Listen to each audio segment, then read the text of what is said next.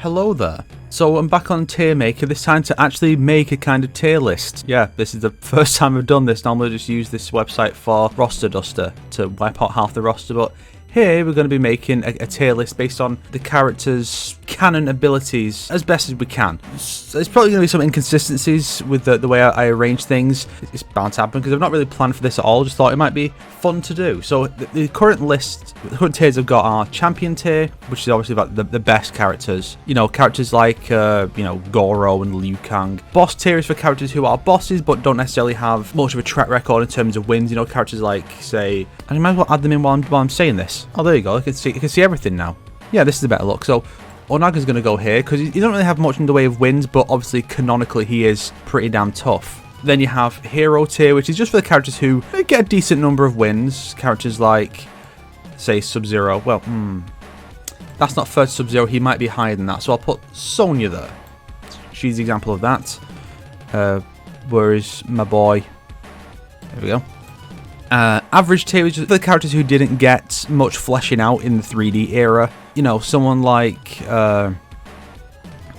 say, Darius. You know, he's a guy who is probably a decent fighter. It's just that we've not really seen much in the way of canonical outcomes for him because he's locked to the 3D era. So we don't know how good he is, but he seems like an average guy. And then the obvious, I'm going to give you 5 seconds to guess who's going to go in the jobber tier as the example. No need for 5 seconds. You all know it was Kano. Like, Kano is fucking wank. You know, I've said this multiple times, but, you know, he's been in 4 cinematic story modes so far, and he never wins a fight. He just loses constantly because he's fucking shit. You know, the character exists. He's a satellite character. He exists just to be Sonya's rival, and that's it. He's nothing else. And it's kind of pathetic. Okay, so Goro obviously going to go up in Champion tier. So that just gives you a kind of an idea of the kind of characters that are going to go there. Characters who can canonically beat Goro, you know, pre-Netherrealm, because, you know, in the Netherrealm era, Goro's a jobber too, and that's fucking bullshit. But, you know, I'll make a sub-boss tier as well, because that's another one. How do I do this? Add row above. Yeah. Yeah. Well, here's one for you guys. Do you consider sub-boss one word, or is it hyphenated, or what? How do you guys do that? Let me know in the comments. I'll be sure not to read it. Nice orange. Yeah, this is good. So sub-boss tier is going to be for characters like Kintaro. Not as tough as the bosses, but not like hero tier, but they're also... Because I was thinking, some of this is just down to what we're told the character is in terms of their power level. Obviously, someone like Kintaro as a sub-boss, same with Motaro and Moloch, they are naturally considered tougher than the average character. But then you have, you know, Goro has never been a final boss, he's been a sub-boss, but because he was the undefeated champion for 450 fucking years, obviously, that dude's pretty damn tough. And then we have these arseholes, jobbers constantly. Another example of an eternal jobber is... Sadly, my boy, what's his name, like Sizoth, something like that. Now, some of this is going to be cases of I'm not sure where to put the characters. Oh, I'll get to 2 more examples of the champion tier, which are, well, 3 actually. Bihan, because in the original timeline he did defeat Goro back when that meant something. Oh, Shinnok is at least boss tier. He might be high on account of being an Elder God, but being a fallen Elder God. Again, some of this is going to be what we are told going up against what is evident. But Shujinko and Taven, by virtue of being the heroes of their respective games and, you know, beating their respective final bosses, I think they count as champion tier. It's hard to say, but... Okay, I'll leave Ermac for now, because Ermac did have that bit where he held off Johnny Cage, Kung Lao, Sonya, and Jax all at once. So I'll have to see where those characters get placed to figure this out. I think because he beat Shinnok, Johnny Cage might well be champion tier as well. To be clear, boss and sub-boss tier isn't... That's not just for them. I could put, say, Johnny Cage in boss tier. I'll put Chronica in boss tier. So I can put these characters in there. It's not just for bosses. It's just to give you an idea. That's kind of the power level we're talking about. Final bosses are on this tier, you know? My boy Raijin. Where would Raijin go? He's at least in hero tier, but he's also a thunder god, and he did beat Shao Kahn, so whenever he and Liu Kang fight, he always wins, so I guess he is champion tier. So I'll say Cyrax is... yeah, I'd say hero tier. I feel like if the character wins a fight in the story mode, they'd probably count as hero tier. Maybe not, you know, I might make it that hero tier is a bit less. I guess Cassie's champion tier too. Jobber tier. So how we know he got killed by Jax. Well, we assume he got killed by Jax in the original timeline. We don't know for sure, but since he was absent from Deception, just have to assume that he did get killed there. So I guess that makes him a jobber, because the only fight we've known him to have had, it's not really a fight, but the only encounter we've known him to have had, he lost. You know, I think Sindel and Nightwolf are considered to be really high tier in the canon. I mean, you know, Sindel fucking took everyone down with Shang Tsung's power, then Nightwolf was able to take her down, and then together they're able to beat Cetrion, even without any kind of power-up, which is unique in MK11, because normally when a character beats Cetrion, it's because they have either Raiden's power or the power of the crown. So the recurring heroes who show up a lot, they're obviously hero tier. Kenji's average. Yeah, somehow Kenji ended up in the average tier, which is just shocking. God. Even though she was Khan, yeah, Melina's in the jobber tier. I mean, she should be Katana's equal in terms of ability, but she's not really portrayed that way, at least not anymore. Again, I keep saying this, but, you know, things are going to be a bit inconsistent, I think. Kung Lao is arguably higher than hero tier. I don't think I would go so far as to say he's champion tier, but if we're going to have like 2 tiers for hero, he'd be in the upper one at least. And I might end up doing that. Scorpion. Well, he and Kuai Liang are definitely in at least hero tier. They're probably... Yeah, I'm going to make another tier. Add row above. I don't know what I'm going to call this one, though. What colour have I not used?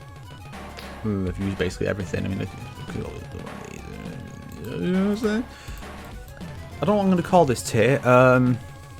Wait, hang on. If I put Cassie in champion, Johnny has to be in there too. Okay. What could I call this hero tier? Driven by purpose and bound by honor, these are the defenders of the realm. So these characters are at this tier at least. One thing you have to keep in mind with making an MK canon tier list is you can't really do it like properly one-to-one, because some characters will just win fights against each other based on the circumstances. You know, for example, in MK 2011, Kuai Liang beats Scorpion, but then MKX and MK11, Scorpion beats him. Kitana beats Shao Kahn, and she is... Well, Shao Kahn. But he is absolutely not... You know, she's absolutely not above boss tier. She's not that tough. I think Shang Tsung is honestly in champion tier. I mean, have the fact he was the Mortal Kombat champion for a while. Yeah, Khan isn't really above the boss tier. Shang Tsung, you know, considering how things go in Aftermath, and he's been the final boss in 3 games, which actually puts him on par with Shao Kahn. You know, Khan's got MK 2 and 3. You know, you don't count like Shaolin Monks and stuff. He's got 2, 3 in 2011, and Shang Tsung has 1 Deadly Alliance, 11 Aftermath. Now, those latter 2 are admittedly shared with other characters, but he's still up there, so... Rain, alas, is jobber, even though really he shouldn't be a jobber because he's a demigod. You know, he should be just as tough as Taven and Dagon. I think, I know he only loses the fight we have with him, but Dagon, he is kind of the sub boss, so of conquest mode. So I guess he counts as that. Cabal's won some fights, so he's in the hero tier. I don't know if I consider Kitana or Sonya to be in the defender tier. Sonya. Sindel. Oh my god, what is wrong with me today? Why do I call Sindel Sonya? Shot me. What the fuck is he? Where's Nitwolf?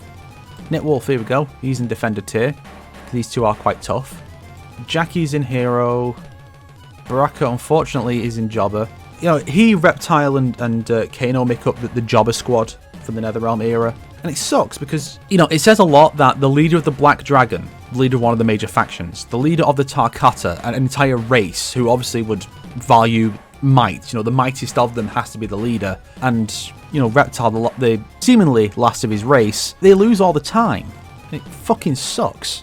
Dramin, when he's teamed up with Moloch at least, they can beat Scorpion.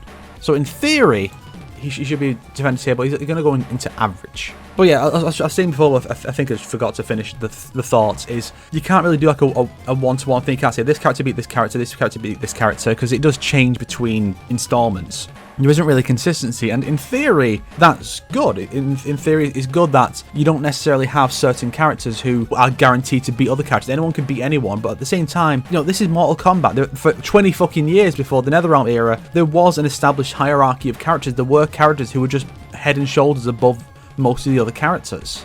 So if they wanted to do that with the new IP they're working on, that would be fine. But there are just certain characters who are better than others. Say Injustice, you know, a random character like, say, if it had a story fight where he plays Black Canary and fights Superman, she would win. But Black Canary, without something to even the odds, like Kryptonite, she couldn't beat Superman in a fight. He's just that powerful.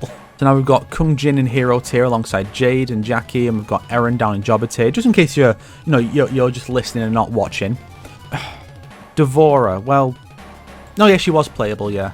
So she's in hero. I think she's actually in defender tier since she's actually killed 3 characters. 2 of them were in fights, 1 of them was an ambush. So that one doesn't necessarily count, but yeah. Then we've got Hotaru in average, same with Dairu, Kai. Sector is a jobber. Again, it's a case of he shouldn't be. I'll go back and re-examine some of these in a bit.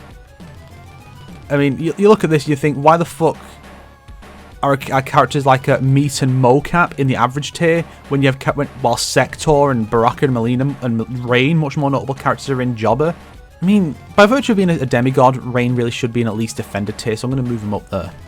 Again, I'm going to re-examine this later. Ermac, he's above defender tier, but I don't know if I'd go so far as to say that he's champion tier. He's a very least sub-boss tier. He's at least on par with Dagon, Moloch, Kintaro, and Motaro. Ashra's average.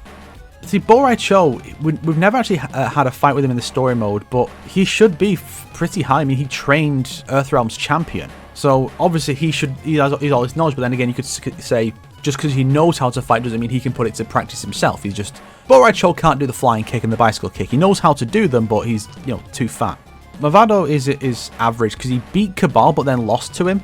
So you could say, well, that puts him on par with Cabal in the hero tier, but that's all we've seen Mavado do. Well, no, he also lost to Taven, but then again, that is Taven, who is champion tier, so yeah. Takeda goes into hero tier. Kotal Khan, I'll put him in defender because he is the Khan of Outworld. He is supposed to be tougher. Smoke is hero tier because he has won fights before. Scarlet is jobber tier, even though she should be more powerful. The 2 chameleons are average. Frost is jobber. It become a point where characters who have had less fights count as average because we've not seen them get their ass beat. Oh no, these 2 did lose. Yeah, Kira and Cobra lost to Taven. Forgot about that. Taven beat up a lot of characters. I'm not as knowledgeable with who Shujinko beats overall. In the broad strokes, I remember some of the bigger fights, but I'm not as familiar with that as I am with Armageddon's, mainly because, Armageddon's was replayable. When you finish it, you can just start again. But with Deception's Conquest, you finish it and then you just explore in the realms again. But there's no way to redo the fights without starting a new profile. And I don't think I ever did that. Fujin, well, he's obviously at least defender tier. Not only because he's had a playable chapter, but also because he is a god. I think some of this is Cetrion and Garrus should be in the higher tiers. Like, Cetrion should be at least boss tier, but she never wins. So I'm hesitant to do that. Tremor, he's jobber too. The only story fight he's had was in Special Forces, and he lost. Striker is hero. Shiva is hero as well. Well, she beat a bunch of other Shokan, so I guess that puts her in defender tier. Li Mei is average. I mean, she did win the Deadly Alliance tournament, but there were no other playable characters in that, so we don't really have a scale for how tough those guys were. Tanya, jobber. Triborg. I guess Triborg would have to go into the highest tier of any of the cyborgs at least. So you got Smoke and Cyrax in hero tier, and he has their powers, so he should be the... I feel like if we count Sub-Zero as Cyber Sub-Zero as well, he's probably higher than defender tier. I know he loses to Scorpion a bunch, but when he was Cyber Sub-Zero, he fucking kicked everyone's ass, aside from Sindel. So yeah, then I guess that means that Sindel would have to be above him, but... I think Sindel might qualify as sub-boss tier, but then it comes the question of, do you count... her dominating everyone in 2011 with Shang Tsung's power. Probably not, but she was tough. She beat Shiva, and then she and Khan beat Garrus, and she beats Katana and all that. We'll see. Havik, as the main villain and final boss of the comic, I guess he's at least defender tier, possibly higher. Reiko ended up being in being quite tough in the comic, so he's at least hero tier. It is because of a power boost, and then there is a debate over whether a power boost should count. You know, because you could say, well, that like Sindel and Shang Tsung, Reiko and the blood god stuff, and well, Quan Chi was a sub boss actually. Well, he's actually been a final boss in Deadly Alliance, so. But I wouldn't consider him as powerful as these characters, despite what the games might claim. I mean, again, he never wins fights, so I'm hesitant to put him any higher than this, even though he beat Shang Tsung. Fuck you. Jarek, his jobber, he lost in Special Forces, and then... I mean, if there's a lower than jobber tier, he'd be in it with Kano, because, you know, Kano, because of how often he loses, Jarek is how spectacularly he lost when he fucking ran off the cliff, and then his Armageddon bio claims that Jax threw him off, even though Jax only throws him off if he throws Sonya off, and Sonya's fine in the next game. There's no mention of Sonya being killed or anything. So, yes, you know, Sonya definitely didn't get thrown off the cliff by Jarek, so personally, I like to imagine that his bio is just him saying, ran off a cliff? No, I didn't run off the cliff. Fucking Jax threw me off, bruh. It's like, Jarek, no, look, mate, we all know the truth. No one's going to think any less of you. I mean, it's pretty hard. Everyone already thinks pretty fucking low of you. Serena, she helped eliminate Quan Chi. Well, she lost to Bihan, but that's Bihan. So, I guess she's average tier at least. Setron and Geras. Setron is the sub-boss of MK11, really, so I guess she counts there. Even if she does lose a lot, I mean, you know, if we're going to disregard her from that just because she never wins, I mean, I'd have to say the same for these two. This guy has at least beaten Scorpion alongside Draman, so he's got that going for him. I'll put Geras in sub-boss because he is supposed to be that tough, even though he's never displayed to be that tough. He just keeps coming back. You know, he's like Jiang Wei in Dynasty Warriors 7. In that his tenacity is supposed to present him as this somewhat tough guy, but really just comes off as pathetic. Like the guy just cannot accept that he can't win. You know, like Geras lost to fucking Sonya, and she's only hero tier. I mean, I'm sure NetherRealm would consider her defender tier because, you know, Ronda Rousey, strong independent woman. But no, she's really nothing special. Well, I've noticed that if you look at the films, things are very different. In the films in the 90s, she was kind of useless, getting easily captured and beaten, and needing to call for Jax for help while he's fighting a fucking centaur and the sub boss of the game that the movie's based on. Then you go to Scorpion's Revenge, and she's the competent one in the group. I mean, Liu Kang never wins a fight in that movie. Not really. I mean, Katana just surrenders, and Johnny Cage is. He don't win a fight either. She's the only one who actually wins a fight clean. Fuck off, Scorpion's Revenge, you piece of shit. So, Bo, as the mentor for Liu Kang and later Kung Lao, yeah, he's at least hero tier. He's arguably defender tier, but we don't really see him fight much. So, with him, I think it's more that he has the theory down, but because of his physique, he can't really put it into practice. If Bo Rai Cho was thin, he'd probably have all of Liu Kang and Kung Lao's moves, other than like the hat stuff and maybe the Dragon Fire. But he'd be flying, kicking, bicycle kicking, probably teleporting all around the screen. He'd probably be above champion tier, to be honest. So, to reflect, okay? That's champion tier. We've got the actual champions of Mortal Kombat, who are also just really tough. People who've beaten final bosses. The guy who beat Goro, I mean, back when it meant something, that was interesting. I mean, Bihan beat him in both the comics, the Malibu comics, and in the games in Tournament Edition. There was Tournament Edition 2, the issue he beat him in the Malibu comics, and then he beats him in the game Tournament Edition. So if it's a Tournament Edition, Bihan's like wicked sick, but if it's outside of that, he's kind of wank. So then we've got boss tier just for the characters who are bosses. But again, it's not just for characters who are bosses. But in theory, Kronika should be above everyone else, but she's just not.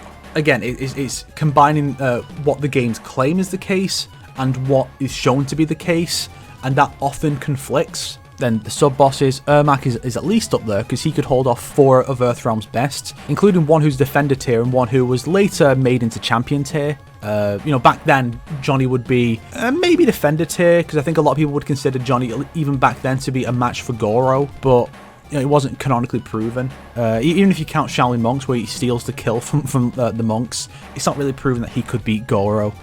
Quan Chi is a powerful necromancer, and he has been a final boss, but he gets his ass kicked so much that he can't really qualify for boss tier. I think he loses more often than Shao Kahn does, and Kahn actually gets a few wins in Aftermath, so he does manage to maintain his boss tier status. Shinnok does as well, just by virtue of not having as many fights to lose. Onaga conquered at least Outworld, and Blaze is meant to be like the hardest core dude in Armageddon. Setron and Geras just qualified just because the game tells us they're that powerful, but they're really not.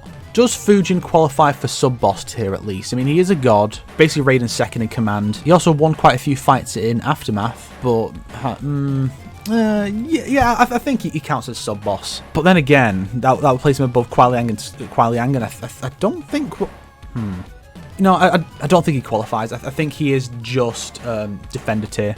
You know, and this isn't a perfect setup because, you know, this indicates that someone like Rain is on par with like Sindel, Scorpion, Sub-Zero, and Kung Lao, and he's kind of not, but he should be. Really, he should be in sub-boss tier at least. But NetherRealm just doesn't know what to do with him. I mean, have they even acknowledged the fact that he's a prince in this timeline? They might have done. Like, maybe in his 2011 ending, or he might have mentioned it to Kotal, like, I am a prince. And Kotal's like, yeah, whatever you say, Vegeta. So, Hero tier is a decent chunk of the characters. Just ones who can win fights, but aren't necessarily the ones who win a lot, or ones who have proven to be in the toppest tier. Jax is arguably in Defender tier as well, considering the fact that he... You know, well, his Unchained ending shows him capable of taking down Onaga when he's mad enough, though that's not a canon ending anyway. And, you know, he did beat Liu Kang and punch out Quan Chi in, and beat Sindel as well. I think Jax is Defender tier. He has gotten some fairly high-profile wins in MKX at least. Oh, yes, he is actually, because... I can't believe I forgot about this. In the MK2 prequel comic, he can go toe-to-toe with Kintaro pre-metal arms. That's how tough Jax is. I think that shirt he was wearing in the comic was like a power limiter. So once Kintaro burns it off, he's like the weighted clothing is gone. Now to show what Jax is really capable of. So in theory, getting the metal arms should have like shot him through the stratosphere as far as actual power goes. He should be like sub-boss or boss tier at that point. Yeah. You know, honestly, I think he would be if the stuff in Jackie's gauntlets was put into Jax's arms. If he had guns built into his arms, Adam Jensen style, he would be probably above Defender tier. Sonya did beat Geras, but like I feel like that's the only like high-profile win she has. And I feel like the fact that Kano is her eternal rival, even though she never loses to him, the association with Kano kind of drags her down to hero tier and keeps her locked there. Unless Kano can move up to average tier, Sonya's kind of locked in there. Katana is arguably above hero tier, but I'd say she's on the verge of being defender, but I mean, she beat Shao Kahn, so I guess that does put her in defender tier.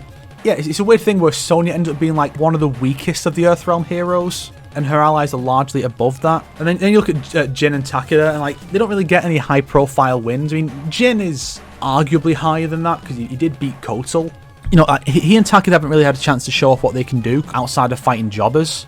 Jackie's kind of the same, honestly. Triborg is arguably above this. I mean, he does have Sub-Zero's powers. Yeah, and I'd say that the fact that he can switch between the powers of 4 different cyborgs, one of whom was arguably above Defender tier, puts him up there. Yeah, it's kind of funny because a character who is probably not even canon is one of the higher tiers of characters. Then down to the average tier, Kenshi should have been above that. I mean, he was able to go toe-to-toe with Ermac originally, and Nightwolf in the newer timeline. I mean, I think he did beat Nightwolf off screen. It's just he loses every other fight he has. You know, he loses to Scorpion, I think twice. He loses to Takeda. I don't think he fought Sub-Zero in the intro of MKX. He definitely fought Scorpion. The fact that Scorpion then fights Johnny Cage is kind of an indicator that Kenshi didn't win that fight. So yeah, Kenshi should be above this, but no, he's down in average tier alongside Movado, who almost killed him. You could argue that Hotaru and Darius, based on the roles in the Civil War in Order Realm, rather, they arguably should be higher than that, and Kai as well, based on the fact that he is Liu Kang's protege, but they're not really showing off what they're capable of. And then you get characters like Meat and Mocap and the Chameleons, who are barely canon. I mean, they weren't even in Armageddon's intro, but I feel like they scrape by just a bit of slightly more canon because they've been in more games than Triborg, and you know they had endings in a game where endings was the narrative. So yeah, I'd say they are slightly above Triborg in terms of canonicity, but they've really got nothing going for them in terms of the canon. Kano loses all the time, lose all the time. Melina and Baraka do as well, and they and Sector should be a bit higher, I think. Same with probably Frost. Okay, I'll put Melina here because she doesn't lose quite as often as Baraka, or as spectacularly. I mean, Baraka got killed in a fight, whereas Melina was captured. And I think as Grandmaster, Sector does qualify for average tier at least. He was a Grandmaster of the Lin Kuei before being ousted and then went off to form his own clan, so I think those two do qualify for average tier at least. Baraka, I feel like he just loses too often. you know, if you go back over all the fights he's ever had in the series, I don't think he's ever won a single one. And he really should have, but he's here. Scarlet and Frost probably should be above Jobber tier, but again, they don't really win fights. Not really had any particular feats that show off that they are particularly strong. I mean, Frost was the Grandmaster of the Cyber Lin Kuei, but only because Sector died. Like, she inherited it. And that's mainly because, well, who else was going to get it? Cyrax had defected, and there's no Cyber Sub-Zero here, so there was no one else that could have gotten it other than Frost, which is kind of the focus of one of the MK Chronicles chapters, you know, hint, hint.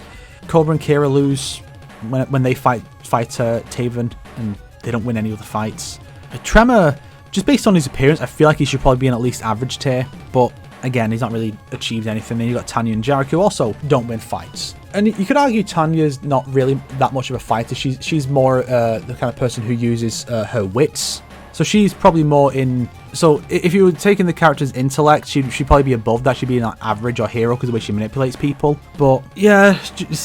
As is, I think that's where she is, and I think that's a fairly accurate take on this. You know, you could probably do your own takes on it. Maybe have different types of tiers. Maybe you'd have more tiers or less. Maybe you would say there's no defender and hero tier. It's just one for the characters who can win fights every now and then. Or maybe you would have, you know, like the Grandmasters and people with status get slightly higher than these other characters. You know, Scorpion, Sub-Zero. We could probably argue are above a tier above Kung Lao or Jax or Katana, but this is roughly the idea of what I think it would be. And again, I don't think there is a definitive version of this because of the way everything is done, where things are so inconsistent between what the games tell you is the case and what it shows, or how things are presented in one era compared to another. There really is no definitive answer to this. I think this is pretty accurate. You might not. So, you know, sound off in the comments what you guys think would be. Make your own videos or images. You know, tweet me your own tier list for this. Let me know if you liked this. I might give this a go for something like Tekken or Soul Calibur, because I think this was quite good. I could make this its own little series if you guys want to see more. Let me know all that stuff in the comments and on Twitter and other places that I'm not going to now. I will read at least some of them, so, you know, let me know, because you might be able to convince me that Fujin deserves to be in sub-boss tier. I don't know, you know, give it a shot, bros. Oh my god, 38 minutes recording. Best end this here. See ya.